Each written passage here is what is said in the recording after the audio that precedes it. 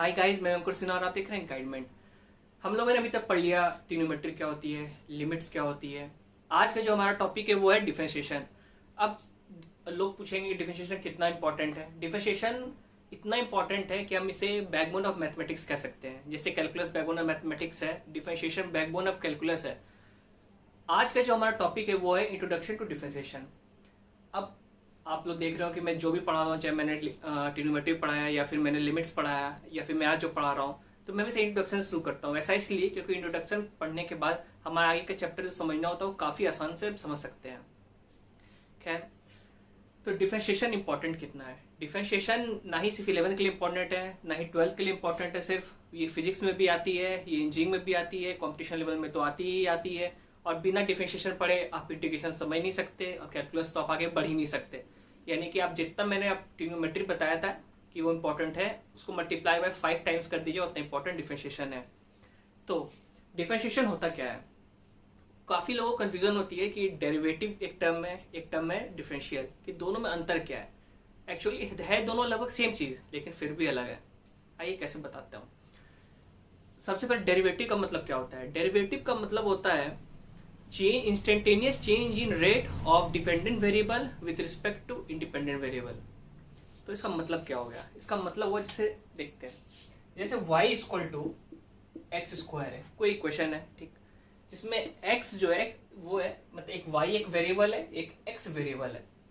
तो ये x है, इसको हम कहते हैं इंडिपेंडेंट वेरिएबल, क्योंकि x कोई वैल्यू इनपुट कर सकते हैं, लेकिन जो वैल्यू उसने इनपुट करेंगे उसके कारण जो रिजल्ट आया इसे हम कहेंगे डिपेंडेंट वेरिएबल। या फिर ये भी कह सकते हैं इसको, ये इनपुट है, ये आउटपुट है। ये हो गई इंडिपेंडेंट वेरिएबल और ये होगी डिपेंडेंट वेरिएबल।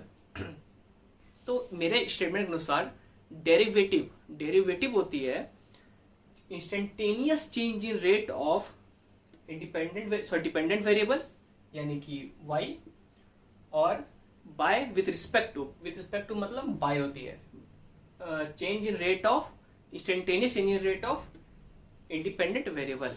अब आपको समझ नहीं आया वो हुआ क्या। जैसे मान लीजिए एक आदमी है, वो 10 की स्पीड से चल रहा है। पहला 10 चला, फिर 20 चला, फिर 30 चला। लिख देते हैं पहले 10, फिर 20, फिर 30। तो हर समय इसकी चेंज क्या हो रही है, पहले 10 थी तो 20 हो गई, यानी कि चेंज है 10, फिर 20 से 30, चेंज है 10, इस तरह। तो हम लिखते हैं, अगर आपको कहा गया कि चेंज इन रेट लिखना है, चेंज इन रेट का मतलब होता है बाद की वैल्यू माइनस पहले की वैल्यू। बाद की वैल्यू क्या है, मान लेते हैं इसको a1 है, ये a2 है, तो लिखते हैं a2 माइनस a1, इसी को कहते हैं चेंज इन रेट।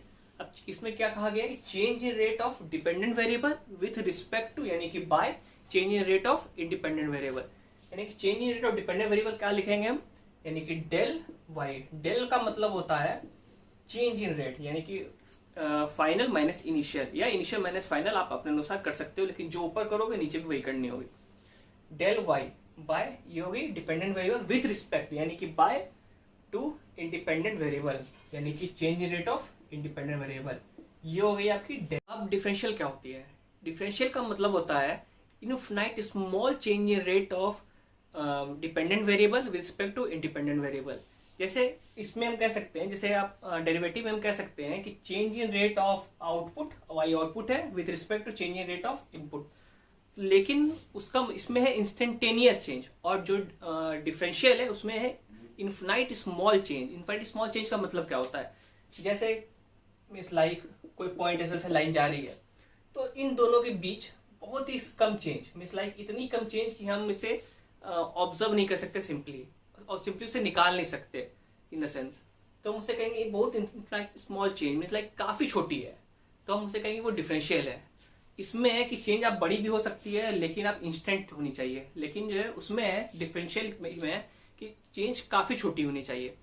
तो लगभग ऑलमोस्ट सेम ही चीज़ है, बस थोड़ी से अंतर है। अब हम अगर इसी चीज़ को अगर हम लिखेंगे डिफरेंशियल के टर्म में, तो उसे क्या लिखेंगे, हम लिखेंगे del y by del x. तो इसका मतलब यही होती है, इसका मतलब है change in rate of y with respect to change in rate of x.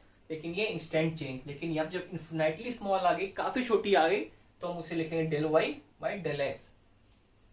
तो ये तो थी बस दोनों में अंतर क्या है, डेरिवेटिव। वो तो थी बुकिश लैंग्वेज, मैथमेटिकल लैंग्वेज। अब हम समझेंगे अपने लैंग्वेज में कि इसका मतलब क्या होता है, डिफरेंशिएशन होती क्या है।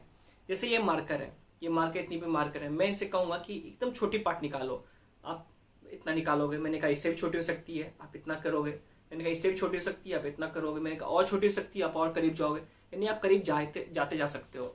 तो इसी को तोड़ना कहते हैं, मीन्स लाइक आप ब्रेक डाउन कर रहे हो, इसी का मतलब होता है डिफरेंशिएशन हमारी लैंग्वेज में। और इसी का जस्ट अपोजिट होता है इंटीग्रेशन, छोटे छोटे पार्टों को जोड़ना, यानी कि छोटे पार्टों को तोड़ने को कहते हैं डिफरेंशिएशन और जोड़ने को कहते हैं इंटीग्रेशन। डिफरेंशिएशन अब हम लिखते कैसे हैं, डिफरेंशिएशन को शो करने का बहुत तरीका है। पहला है लाइक वाई डैश, कोई मीन्स लाइक फंक्शन है y square to x square, जैसे फंक्शन था, अगर हम बताएंगे कि इसका डिफरेंशिएशन निकालना है तो लिखेंगे वाई डैश। फिर हम आपको बोले दूसरा तरीका से लिख सकते हैं एफ डैश एक्स, या फिर और लिखना है तो फिर means like d y by d x, ऐसे लिख सकते हैं, ये 3 तरीके से। तो खैर आज तो ये इंट्रोडक्शन क्लास थी, आज बस इतना ही समझने के लिए काफ़ी है। नेक्स्ट क्लास जो आएगी वो आएगी फर्स्ट प्रिंसिपल रूल पे। फर्स्ट प्रिंसिपल रूल बहुत इंपॉर्टेंट है, इसलिए इंपॉर्टेंट क्योंकि 12th में जो कंटिन्यूटी आएगी, जो डिफरेंशियबिलिटी आएगी, वो उसके ऊपर बेसिकली निर्भर करेगी और उसमें लिमिट की कॉन्सेप्ट भी लगेगी, मैं उसके पूरी तरह से बताऊँगा। Thank you. अगर आपको मेरा पढ़ाया पसंद आया हो तो प्लीज़ इसे लाइक करें, शेयर करें, सब्सक्राइब करें।